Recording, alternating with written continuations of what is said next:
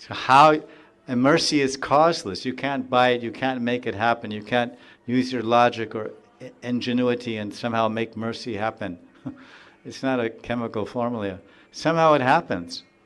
And if one has the mercy and he has that fortune, then there's a trick, because Krishna, the Guru and Krishna may give rag, or the sadhu, for Radha and Krishna. But then if there's not absolute Srinara Pisunichena, it's taken. If you become proud, oh, somehow I've been given this genuine rag, interest in Raganuga Bhakti, and I'm practicing. Oh, I'm big, you know. Then you're out. What is given is immediately withdrawn. It's causeless. You can't cause it to happen. You can't keep it if you misbehave or misthink or misfeel or misact. Because in Krishna's eyes, in the Father's eyes, the blind child, he loves the blind son as much as he loves the PhD gold medalist son. He loves them all equally.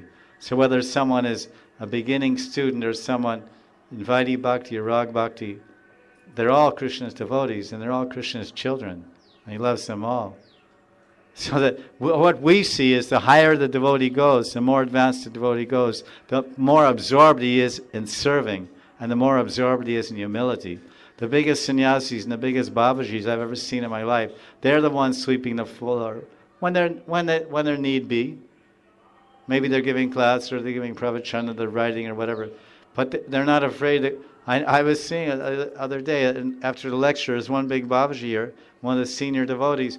He was folding up the mats after the lecture. After all the Bengali grihastas left and all the babajis, he was picking up those red and blue carpets, it's called dari or something, dari they put down, to sit on.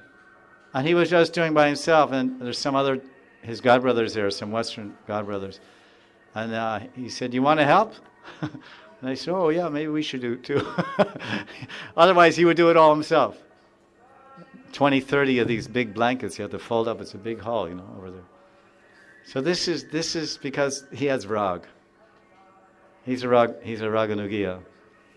So this is why it's saying it. This is the path. This is the telling here in this line too, that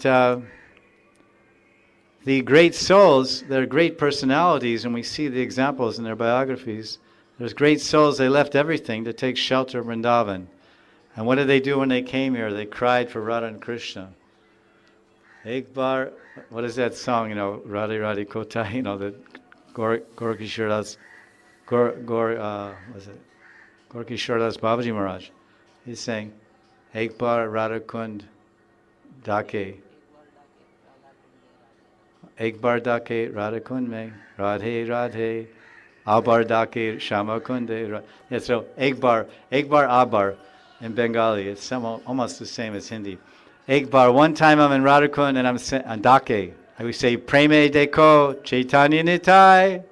You know this? Sharira. You should know some part of it, at least the last part. The beginning is like this, maybe like this, but by the end you wake up. Sharira Vidyajal Joten, and then it goes, Preme Deko Deko. Deko means loudly shout, Chaitanya Nitai. No one does. Everyone, before they even finish, they're already. Preme Deko Chaitanya Nitai. So the Dako. Ek bar dake Radha Kund mein, Radhe Radhe, Abar dake Shama Kunde, Radhe Radhe, Kote go prema mahi, Radhe Radhe.